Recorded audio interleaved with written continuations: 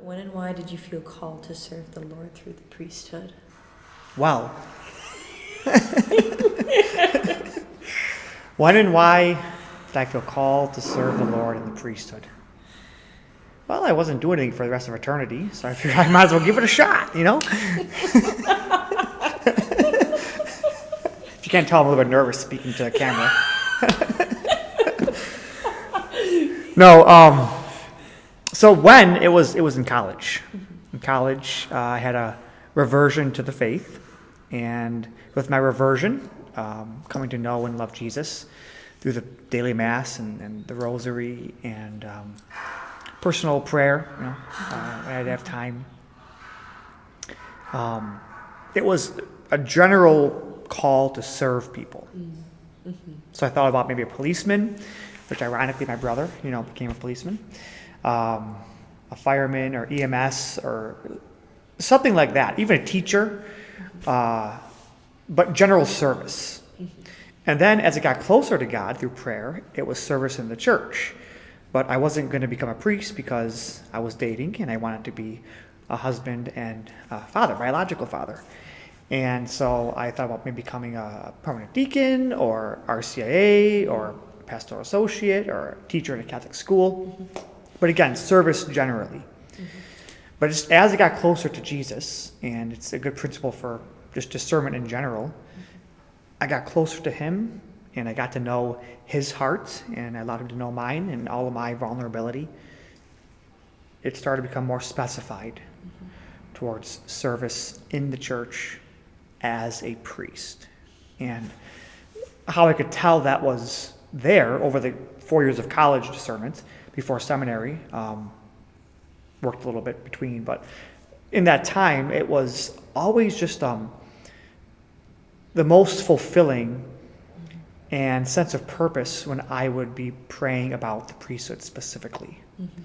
When I was praying about other stuff, it was fulfilling and happy, but it wasn't as purposeful, right? It wasn't as satisfying, a long-lasting happiness.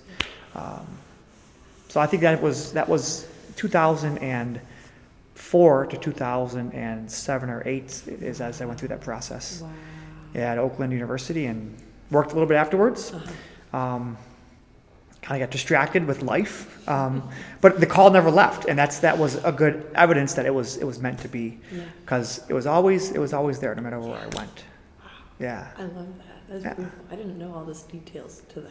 Really? Yeah. Yeah. Well, there's a lot more, but for time. Yes. Check out the bonus footage. the behind the scenes, the director's cut. Yeah, director's cut. Yeah. So, what kind of blessings have you encountered through living out that sacrament of Holy Orders? Yeah, lots of blessings, mm-hmm. Specifically with people I meet, and being a bridge to Christ for them. Yeah. That image is Jesus and the people walking over me, right, and meeting in the middle somewhere. Mm-hmm. And so seeing people in their best moments of life, the joys, mm-hmm. like marriages and baptisms, and getting to go into their homes and bless them and bless their houses. Yeah. And have some fraternity and friendship, but also in the saddest moments, in the toughest moments, like mm-hmm. tragedies and funerals and deaths and everything in between. Just blessings in terms of getting to bring them to Jesus, right? Getting to bring them to Christ. That's great.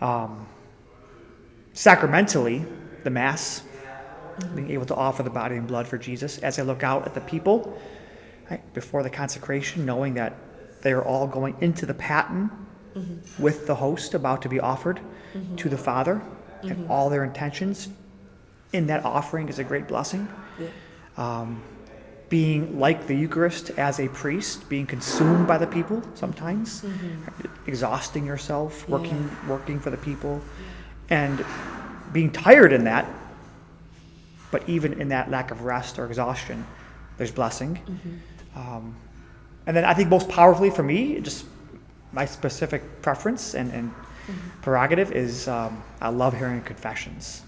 Yeah. I love hearing confessions and seeing the freedom that brings people and the joy that comes with that freedom, which comes from, I think, my own experience of confession, coming back to the church and all of that, right? Mm-hmm. But I'd say those are some of the greatest blessings, sacrament. Yeah, how does the sacrament help you to grow in your own faith?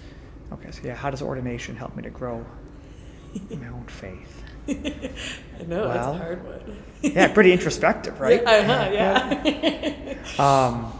But I think personally for me, it's seeing how Jesus, right, God the Father, the Holy Spirit, they chose me personally, right, for this. Yeah. And like St. Peter, who stands before Jesus when Jesus called him and says, "Depart from me, Lord, for I am a sinful man." And yet Jesus still picks him and chooses him. Yes. And so I can see he still wants me, right? And it's not because Dominic is so great, right? Which I'm not, right? Maybe sometimes. Maybe with soccer or something like that. But it's more of the Lord has personally chosen. And he's personally chosen Israel out of all the nations, but he wanted them. And he personally chose the 12 apostles out of all the people, he wanted them. Right? And he personally chose me for this life. Why? I mean, I don't know. But he wanted to use my gifts in the way he uses me and my personality and charisms. And that takes tremendous faith, because you have your past and your history, and you have your weaknesses always in front of your face. But to see the Lord's choice, it's very beautiful, See him want that. And ordination, that choosing by God is amazing. Yes. That's beautiful. So that's very beautiful. Is there anything else you'd like to say?